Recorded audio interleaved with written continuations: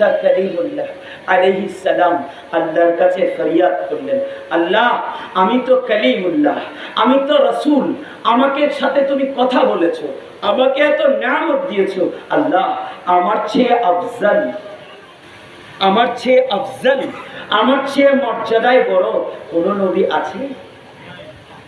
তখন আল্লাহ জবাব দিলেন।